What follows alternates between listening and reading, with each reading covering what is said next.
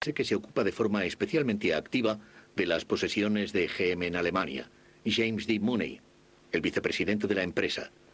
Por sus esfuerzos para la conversión de Opel en importante fábrica de armamento, Hitler le confiere en 1938 la Orden del Águila, la mayor distinción del partido para extranjeros. El Opel pasa las pruebas de fuego donde quiere que se lo utilice, en las conquistas del Este, la anexión de los Sudetes y la invasión de Checoslovaquia, pero también en las campañas relámpago hacia el oeste. En pocas semanas quedan sometidas Holanda, Bélgica y Francia.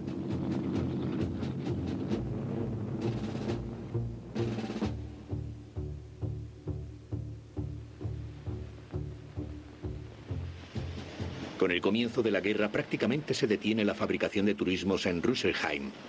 Quedan puestos libres, el personal se reduce por las llamadas a filas. La fábrica quiere atajar este proceso y también las fuerzas aéreas encuentran un nuevo uso para Rüsselsheim. Opel produce ahora partes de fuselaje y motores para los Ju-88, los bombarderos más importantes de Hitler. Ya pocos días después del comienzo de la guerra, se había llegado a un estrecho acuerdo entre la Luftwaffe y la fábrica de Rüsselsheim.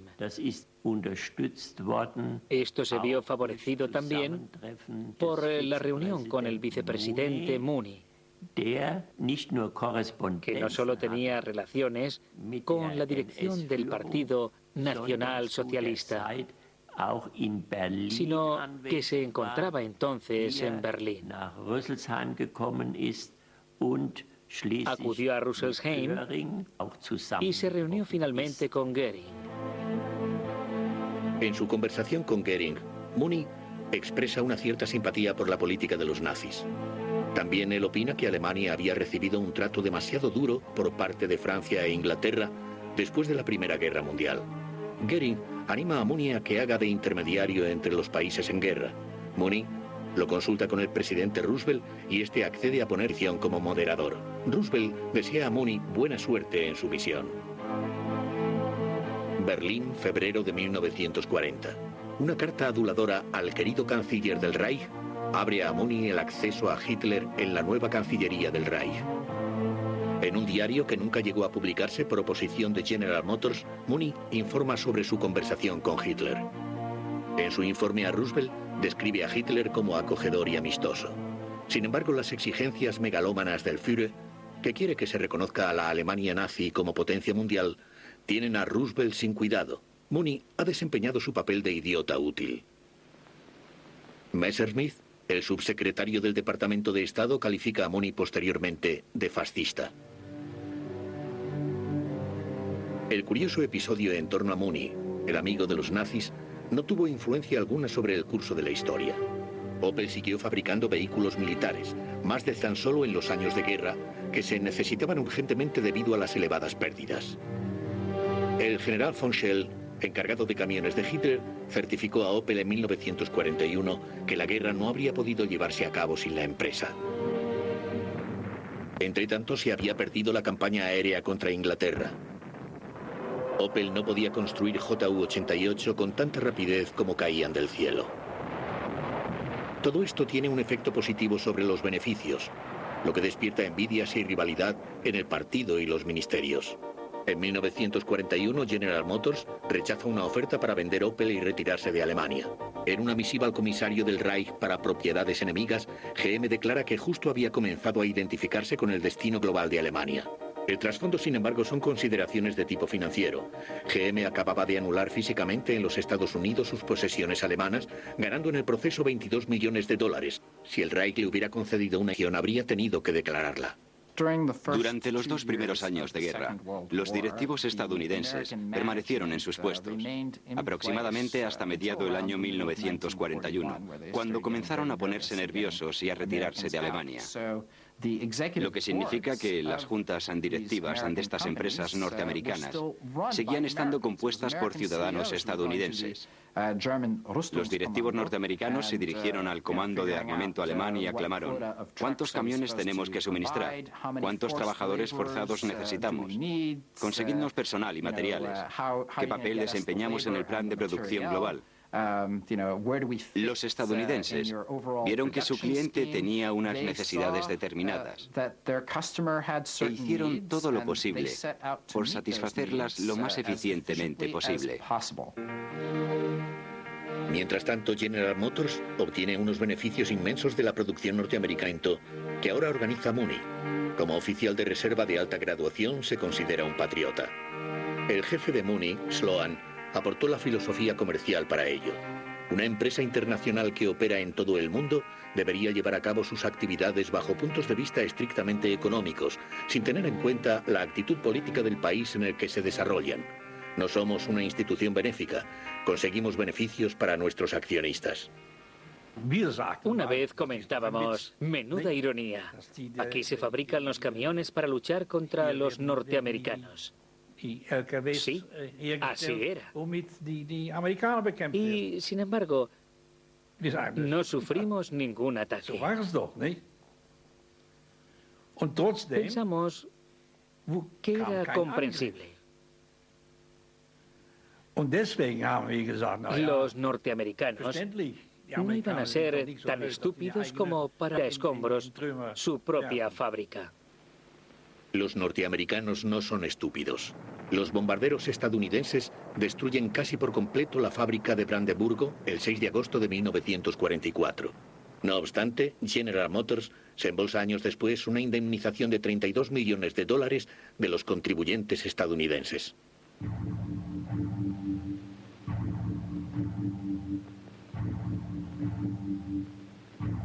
En 1921 se publicó la traducción alemana del libro de Henry Ford, El judío internacional.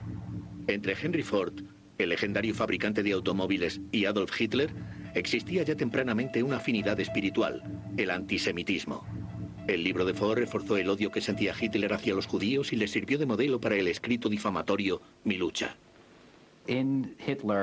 Los líderes industriales estadounidenses consideraban a Hitler y a las dictaduras faseuropeas como una posible solución a los problemas que tenían con los movimientos obreros y los sindicatos.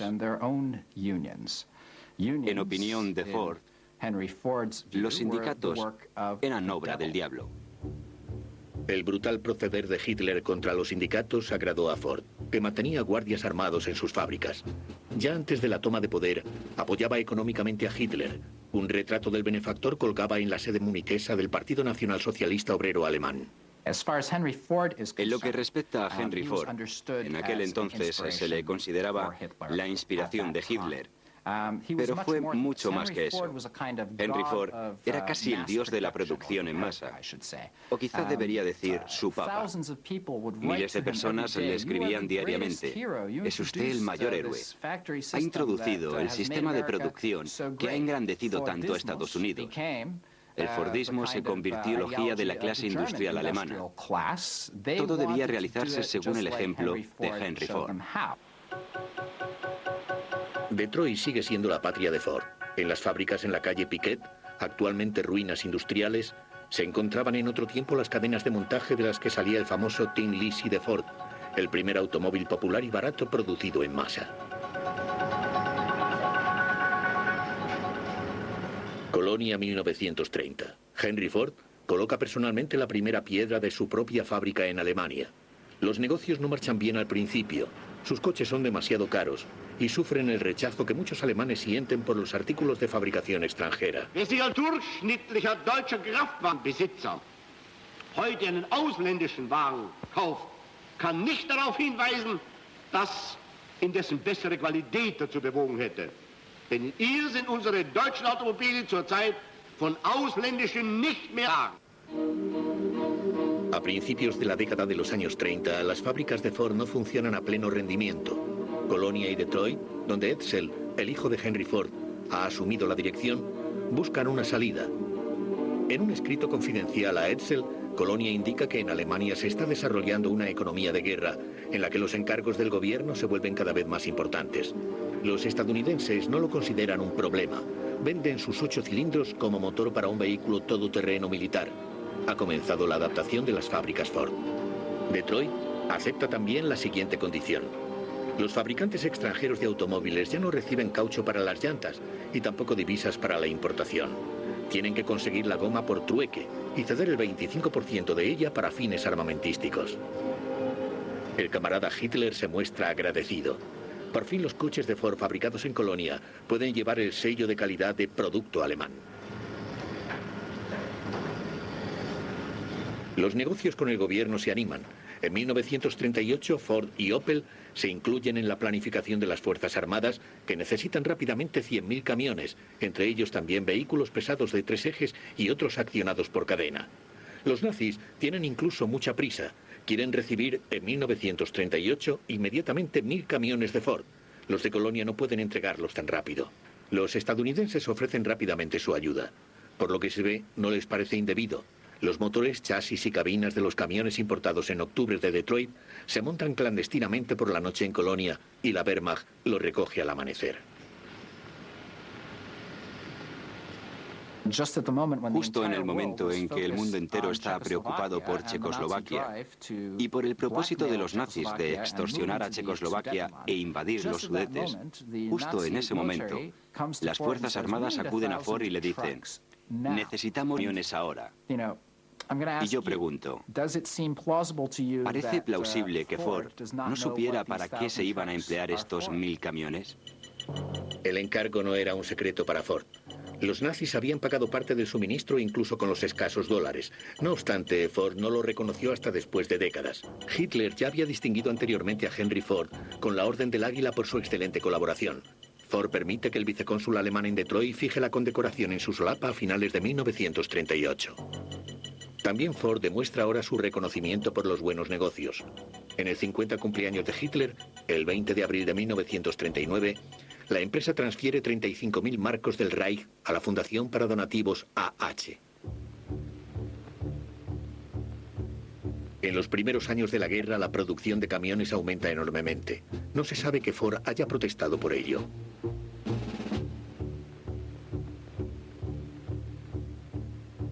Cuando Henry Ford se entera que la fábrica de Dearborn debe producir 6.000 motores para la Royal Air Force británica, se opone. Solo acepta encargos para la defensa de los Estados Unidos, escribe al Daily Mail londinense. Sin embargo, Ford no tiene nada en contra de que las fábricas francesas bajo ocupación alemana trabajen a pleno rendimiento para la Wehrmacht y produzcan 1.000 camiones al mes. El director de Ford Francia, Maurice Dollfus, quiere conservar la fábrica para la familia Ford. Se opone a la influencia de los de Colonia y se siente directamente responsable ante los Ford padre e hijo. También después de la entrada en guerra de los Estados Unidos, hace llegar a Edsel Ford informes de éxito.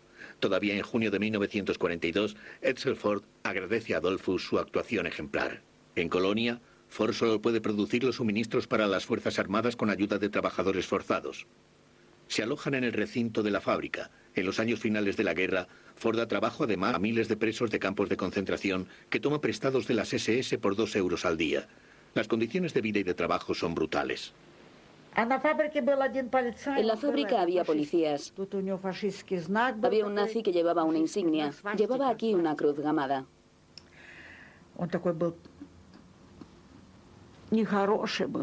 Era cruel, repugnante.